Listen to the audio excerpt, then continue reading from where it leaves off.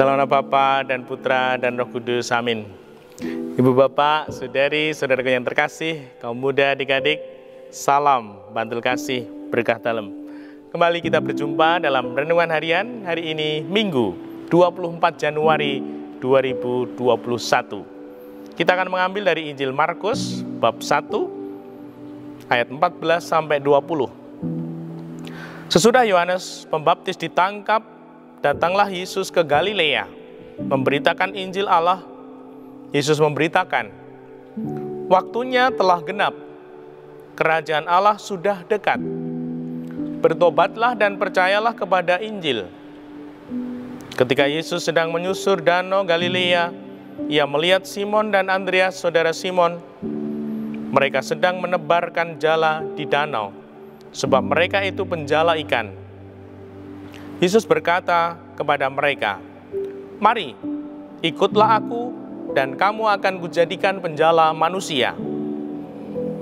Mereka pun segera meninggalkan jalannya dan mengikuti Yesus.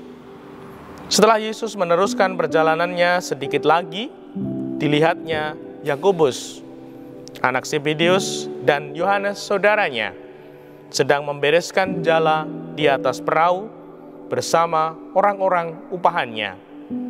Lalu mereka mengikuti Yesus. Demikianlah Injil Tuhan. Terpujilah Kristus. Bu bapak, saudari, saudaraku yang terkasih, sudah sering ya kita mendengar ini. Bertobatlah dan percayalah kepada Injil. Sudah sering kali kita mendengarnya. Kira-kira sudah mengerti? Sudah paham? Sudah bisa mewujudkannya dalam hidup harian? Mari kita belajar bertobat. Nah, apa toh artinya bertobat itu?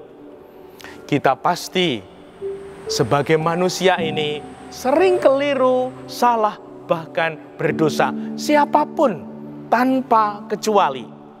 Karena manusia itu tempatnya salah. Karena dia memang lemah. Maka Tuhan mengundang kita selalu bertobat. Artinya kita diundang untuk sadar bahwa kita ini memang lemah. Sadar, menyadari itu. Jangan sampai kita bertumbuh menjadi pribadi-pribadi yang, maaf ya, tidak sadar kalau kita salah. Wah, ini lebih gawat. Kalau sudah tidak sadar lagi kalau aku melakukan kesalahan. Maka yang pertama, untuk bertobat perlu adanya kesadaran, awareness.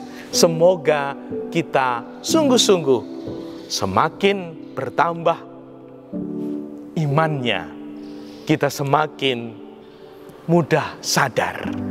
Nah, setelah sadar, kemudian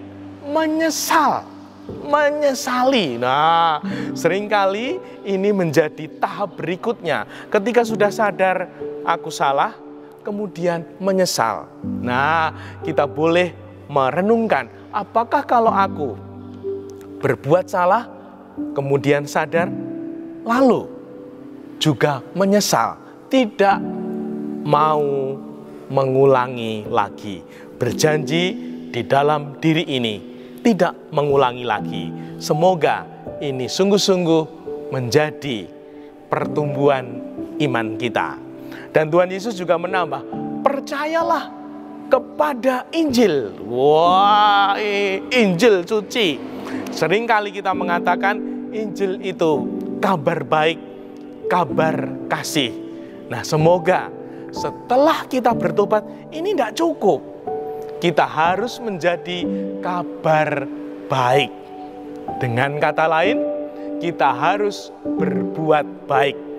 Mulai dari keluarga kita, orang-orang yang kita cintai, semoga mendapatkan kebaikan hati kita melalui apa yang kita lakukan di dalam kehidupan kita.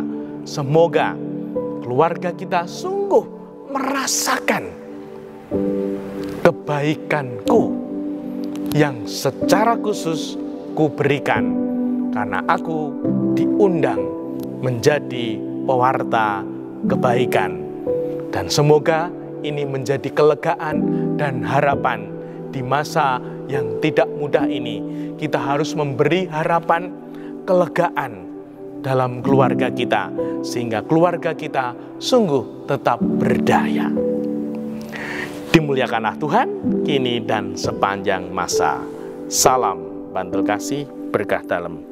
Dalam Bapa, Putra, dan Roh Kudus. Amin.